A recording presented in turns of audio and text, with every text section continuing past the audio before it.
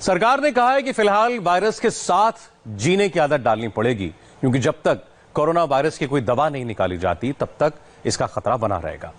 Health ministry में एक high level meeting हुई जिसमें आयुर्वेद पर चर्चा हुई। आज हमने एक रिपोर्ट तैयार की है जिससे आपको अंदाजा लगेगा कि आयुर्वेद से कोरोना का इलाज कैसे हो सकता है।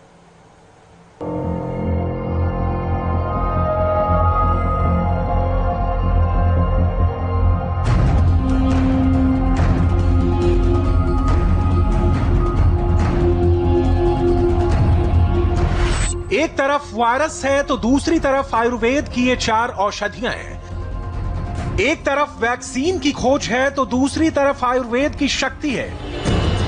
वायरस के इलाज के लिए अब देश के स्वास्थ्य मंत्रालय ने एक नए आइडिया को ट्राई करने की बात कही है। यह नया आइडिया है आयुर्वेदिक औषधियों से कोरोना का इलाज।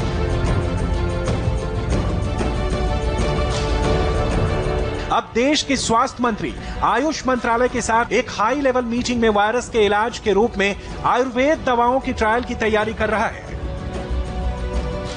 अब आप सोच रहे होंगे कि जब इस खतरनाक वायरस पर बड़ी से बड़ी एडवांस विदेशी तकनीक काम नहीं कर रही है तो ऐसे में देश का स्वास्थ्य मंत्रालय आयुर्वेद के जरिए कोरोना के इलाज की बात कर रहा है। इस बात को समझने के लिए सबसे पहले आपको उन दवाओं की खूबियों को समझना होगा जिसके बारे में इस मीटिंग में चर्चा हुई। इनमें सबसे पहले है गिलोय, जिसका बॉटनिकल नाम है टीनोस्पोरा कार्डिफोलिया। दूसरी औषधि है अश्वगंधा, जिसका वैज्ञानिक नाम है विदानिया सोनमेफेरा। तीसरी दवा है मुलेठी, जिसे अंग्रेजी में ग्लिसिरहिजा ग्लार्ब कहते हैं। और चौथी औषधि है तुलसी, जिसे विज्ञान की भाषा में ऑसिमम सैक्टम कहा जाता है। सबसे पहले बात गिलोय की। पान के पत्ते जैसा दिखने वाली गिलोय मुख्य रूप से एक वनस्पति है जिससे आयुर्वेद में कई गंभीर बीमारियों का इलाज किया जाता है। अपने खास गुणों की वजह से गिलोय को आयुर्वेद में गुड़ुचि और अमृता भी कहा जाता है। गिलोय मुख्य रूप से इम्यून सिस्टम को अच्छा बनाता है और इसमें anti allergic, anti inflammatory, antioxidant और एंटी डायबिटिक तत्व मौजूद होते हैं। कुल मिलाकर मानव शरीर के हर अंग के लिए गिलोय एक लाभकारी औषधि है। गुजरात के एक आयुर्वेद विश्वविद्यालय में लाइफ स्पैन यानी जीवन चक्र को बढ़ाने की विधियों पर एक रिसर्च किया है। इस रिसर्च में कुछ मक्खियों पर 30 दिन तक गिलोय पाउडर का इस्तेमाल किया गया। आपको जानकर हैरानी होगी कि इससे मक्खियों का जीवन काल 85 दिन का हो गया। आमतौर पर मक्खियों का जीवन काल 25 से 30 दिन का होता है। बाद में इस रिसर्च को नीदरलैंड के एक हेल्थ केयर जर्नल में प्रकाशित किया गया। डेंगू और मलेरिया जैसे बुखार को ठीक करने के लिए बहुत से एक्सपर्ट गिलोय लेने की सलाह देते हैं। टाइप 2 डायबिटीज से पीड़ित रोगियों का शुगर लेवल ठीक करने के लिए गिलोय के इस्तेमाल की सलाह दी जाती है। इससे शरीर में इंसुलिन हार्मोन बनने में मदद मिलती है जिससे शुगर लेवल ठीक रहता है। अच्छी बात यह है कि गिलोय को दैनिक जीवन में भी तय मात्रा में लिया जा सकता है। आयुर्वेद के कुछ आचार्य इसे सुपर फूड यानी शक्तिशाली खाद्य पदार्थ मानते हैं। गिलोय के बाद आयुर्वेद की दूसरी औषधि का नाम है अश्वगंधा। अथर्ववेद में भी अश्वगंधा के बारे में विस्तार से बताया गया है। इसमें मौजूद एंटीऑक्सीडेंट इम्यून सिस्टम को मजबूत बनाने का काम करता है जिससे रोगों से लड़ने की शक्ति मिलती है। सबसे खास बात यह है कि अश्वगंधा व्हाइट ब्लड सेल्स और रेड ब्लड सेल्स दोनों को बढ़ाने का काम करता है जिससे इम्यून सिस्टम अच्छा होता है।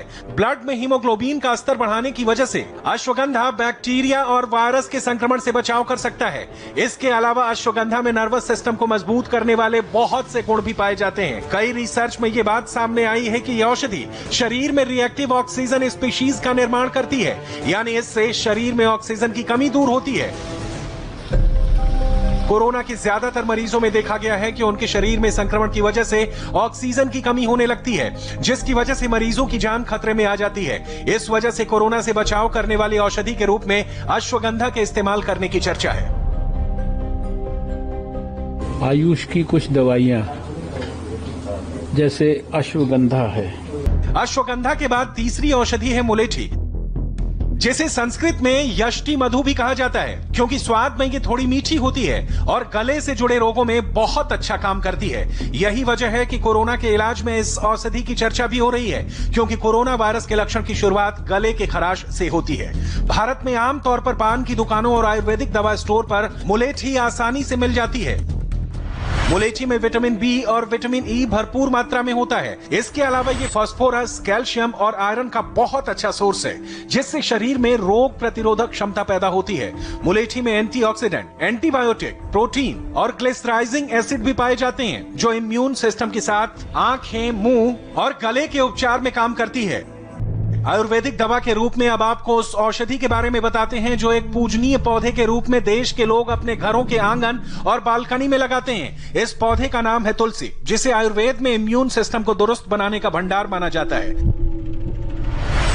वैज्ञानिक भाषा में बात करें तो तुलसी में एंटी इन्फ्लेमेटरी, एंटी माइक्रोबियल और एंटीऑक्सीडेंट गुण पाए जाते हैं, जो शरीर में इन्फेक्शन रोकने का काम करती है। कई रिसर्च में यह साबित हो चुका है कि तुलसी के इस्तेमाल से सर्दी, जुकाम और सांस नली में आई सूजन को ठीक करने में मदद मिलती है। तुलसी से शरीर में कोर्टिसोल नाम के स्ट्रेस हार्मोन को कम किया जा सकता है, जिससे तनाव और थकान में कमी आती है। इसके अलावा तुलसी के इस्तेमाल से अस्थमा, ब्रोंकाइटिस और फेफड़ों में संक्रमण से बचाव किया जा सकता है। अब आप समझ गए होंगे कि आयुर्वेद की इन दवाओं में कितने गुण हैं, जो कोरोना जैसी बीमारी के लिए सबसे ज्यादा चर्चा में है। देश के स्वास्थ्य मंत्री आयुष मंत्रालय के साथ एक हाई लेवल मीटिंग में आयुर्वेद की इन दवाओं के इस्तेमाल के बारे में चर्चा कर रहे हैं।